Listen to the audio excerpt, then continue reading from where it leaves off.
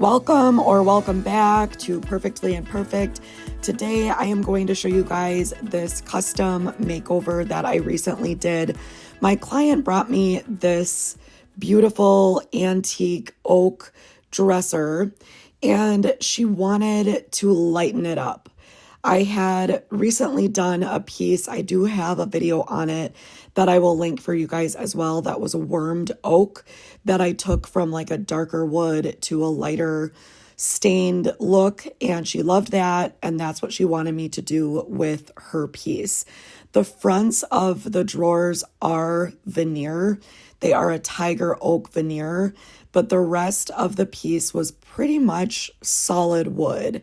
So I was pretty confident that I would be able to strip and sand this piece and give her the look that she wanted. Whenever someone does ask me to, completely sand and refinish a piece, I never guarantee it. And the reason why is because you really don't know what you're working with until it's in your hands. You can refinish wood pretty easily, but veneer can be a little bit more tricky because it's easier to blow through it. And you just never know. So I did not guarantee that I would be able to give her that look. However, she was okay with the fact that if it didn't sand down nicely or if I had a lot of burn through of the veneer, she was okay to have it painted or partially painted. So I went ahead and took on this project. The first thing that I'm doing is obviously getting my sander to it. I'm using my Festool sanding system, which allows me to work right inside of my house without any dust because of the dust extractor. By far the best investment that I've ever made for my business. I'll make sure to link that for you guys in my Amazon shop. I am using 120 grit sandpaper to start with, just to kind of see what I am working with. And that old finish was actually coming off much easier than I expected. I really thought that I was going to have to strip this first, but I hate stripping and only do it if I absolutely have to. And the sander was doing its job and doing it well. So for the most part, I did not have to strip this.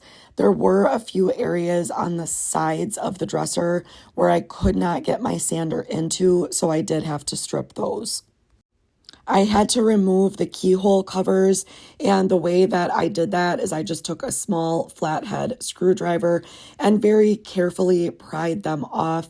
We are going to reuse these, but obviously I have to take them off in order to sand the drawers down. I also want to give them a cleaning, and I do end up spraying them for a different look, but I was able to remove all of them without any damage or anything like that. You just have to be careful, take your time, and be patient, and make sure you don't lose those tiny little nails. I have done that in the past. I also removed the original hardware as well, and at this point we aren't sure if we're going to reuse that original or do something different, but again, I had to remove it and I'm saving it for now.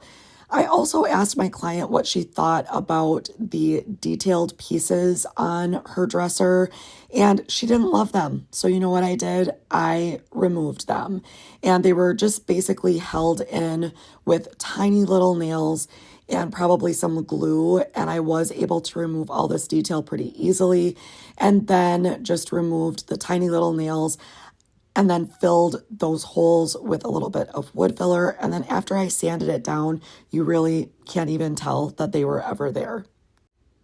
Here I am sanding down those areas where I removed the appliques. I am using 220 grit on my Festool, and just kind of take your time, smooth things out. And once we get to the paint wash, you'll really never even notice that they were once there. I definitely do not mind that extra detail. I think it can add character and charm to a piece. But like I said, my client didn't love those, and removing them was an option. So that's what we did. And I think in the end, it was the right choice. Here's a look at what the drawers look like after being sanded with 120 and then 220 grit. And here's a look at the dresser itself. Now, I did tell you guys that I wasn't able to get my sander in some of the smaller areas on the sides, so I did have to strip that. And I'm sorry, but I don't have a video of that part. However, I will link the stripper that I used. Now it's time for the paint wash. What a paint wash is, you guys, is it's almost like a stain. So you take your paint and you water it down to the consistency of a stain, basically. You brush it on your wood and then wipe it back pretty quickly. And it just gives you this nice light stain, basically, on your piece. For this, I am using a mix of Woodland Dunes with a little bit of Dime Box White by Mélange. I'll make sure to link these for you guys as well. And I don't measure. I just kind of mix until I get the color that I'm going for, and then I will add water. Again, I don't really measure. I just kind of know the color and the consistency that I'm going for. And I'll show it to you guys right here. Do you see how it's very watery? It is about the same consistency of a regular wood stain. This is the same paint wash color that I've used on a few different pieces. They've all turned out great, and I just decided let's use it again. So again, you guys, here is the consistency of the paint wash. It's very watered down. I'm using my zebra brush. I love zebra brushes. I will link these for you guys as well. But you can see I am just brushing it on just like you would brush on paint. But don't worry, you guys, I didn't do all that sanding and stripping just to cover it up with paint. It is just a paint wash that will end up being like a stain. You'll still be able to see the wood grain coming through. It's just going to be a much lighter look, less orangey or red than the original piece looked. You do have to work pretty quickly. Not like super quick, but you don't want that paint wash to completely dry. So once you brush it on, then you pretty quickly wipe back the excess. I am just using a paper towel here, but you can use rags, microfiber cloths, old t-shirts, whatever you have. I just had paper towel, and that's what I'm using to wipe back the excess of the paint wash. And you want to make sure that you get a really good wipe down. It will look a little bit different when it's wet versus when it's completely dry. So don't panic when you see what the wash looks like immediately after you wipe back the excess. Just give it some time, let it dry, and then that's when the true tone will come out. And then you can decide, if you like that paint wash color, maybe if you need to add a second coat, maybe if you want to add a different color into your paint wash mix. Just make sure you let it dry completely so that you can get a true representation of what it will look like. I'm just using that same process here on all of the drawers. So you're brushing on the paint wash just as you would paint. You let it sit for maybe just a few seconds, honestly, and then take your paper towel or your cloth and wipe back the excess, and then just leave it alone and let it dry. Using a paint wash is my favorite way to get that light wood tone. I have yet to find a light colored stain that I like. There's several medium and dark tones that I like, but it's very hard to find a light wood stain. And that's where using a paint wash is just such a great option. One thing that I'd like to mention here is that you don't want to top coat a raw wood piece without doing a paint wash unless you're okay with the color of the wood itself changing. Almost any top coat that you will add will change the color of the raw wood. And that's where doing a paint wash really helps, because once the paint wash is set in and you top coat it, it pretty much stays the same tone versus just putting a poly top coat over raw wood. It will change the tone. And now it's time to do the top, and you'll see me here working in sections. So if you're working on a larger section, like bigger than those drawers were, you do want to work in sections because you don't want the paint wash to dry too much. So as you guys will see, I do about half of the top and then wipe it back. And then I will do the second half of the top and wipe it back. I don't want too much time to elapse before I'm wiping back the paint wash, because again, I don't want it to fully dry and take the risk of it covering up the wood grain. Same exact process though, brushing on the paint wash, wiping back the excess, and letting it dry.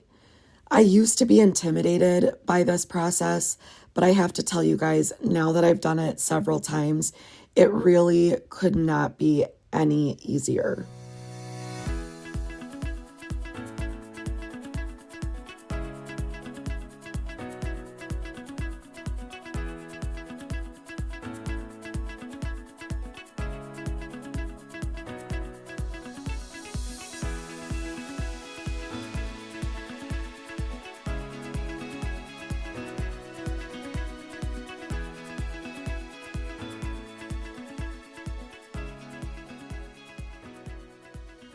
And now moving on to the rest of the dresser, same exact process here. And you will see that I do this in sections again on the sides, where I do about half of the side first and then the other half.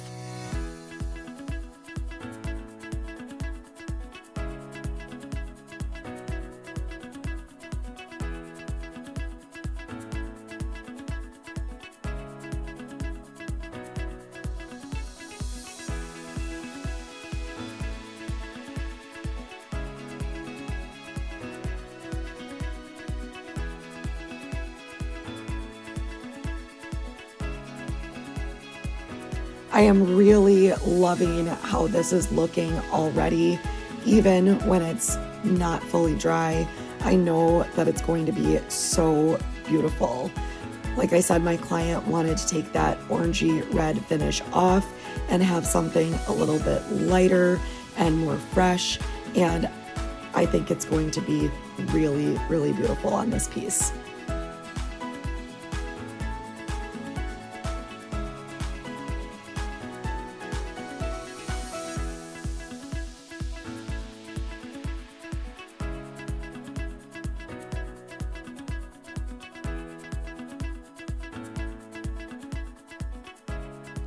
Once the paint wash has fully dried, I go in and top coat the entire piece. I'm using Armadillo by Mélange and one of my Zebra top coating brushes. I call this combo the Dynamic Duo because it's so easy to use. The brushes make it so easy and so smooth to put this top coat on. Once I started using these brushes, I have never gone back and used anything else. I exclusively hand paint, I hand brush all of my pieces. So that includes top coat. I never spray on top coat. And you may or may not know, but brushing on top coat can be tricky. And these brushes just make it so easy. I will make sure to link these for you guys. I do have a discount code to offer you on all of Zebra's products for 15% off. That is Gen 15, and they are amazing. If you have not tried these yet, they are definitely a must try.